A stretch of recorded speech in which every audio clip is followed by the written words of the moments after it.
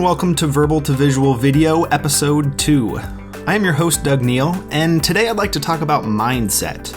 I'd like to talk about the way you approach the development of your visual note-taking skills.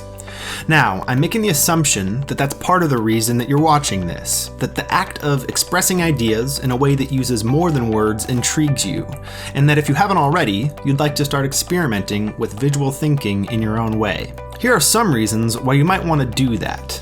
These aren't the only benefits of visual thinking, but it's a few of them.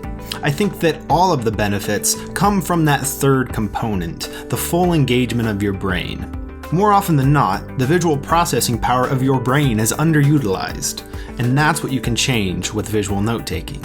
But even once you've decided that you'd like to develop stronger ties with your visual brain, that still leaves the question, where would you like to go with that connection that you're building? Toward what end would you like to develop your visual thinking skills? Put another way, what goal are you working toward?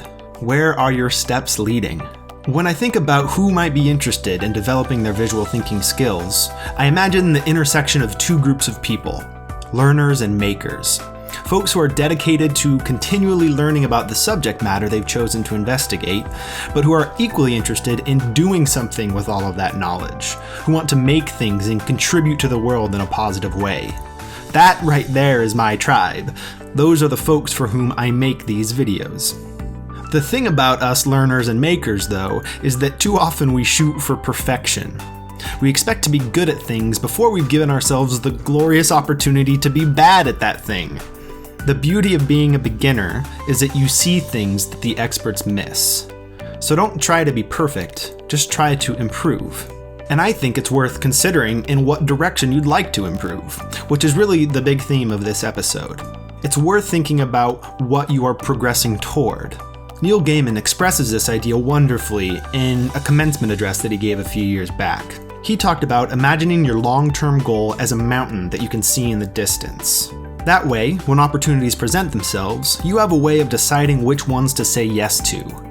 If they take you away from your mountain, turn them down.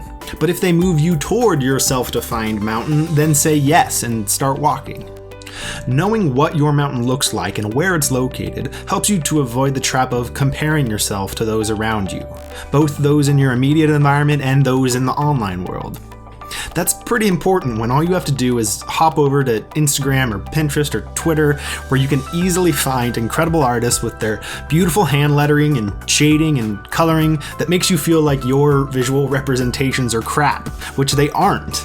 Don't compare yourself to those around you. Instead, look to see whether or not you're taking steps toward your own mountain. That's all that matters. By consciously paying attention to where you'd like to go, it makes it easier to make decisions along the way. To me, visual note-taking is about choosing the appropriate constraints for the situation at hand. Different combinations of text and visuals, of layout, of materials, of setting, each create a unique entryway into the subject that you're exploring. And each of those entryways bring with it the opportunity to shed light on a different aspect of that subject. The question then is this: what are the right constraints for your situation? How visual should your notes be? How colorful should they be? How aesthetically pleasing should they be? I can't answer those questions for you. Only you can. And you answer those questions by first defining your goals. Once you do that, it becomes easier to act in such a way that leads you toward them. This is your compass. This is what allows you to approach the development of new skills with intention. So, what is your goal? Why do you want to learn how to sketch out ideas? If you can clearly answer that question, then you'll save yourself a lot of time and heartache moving forward.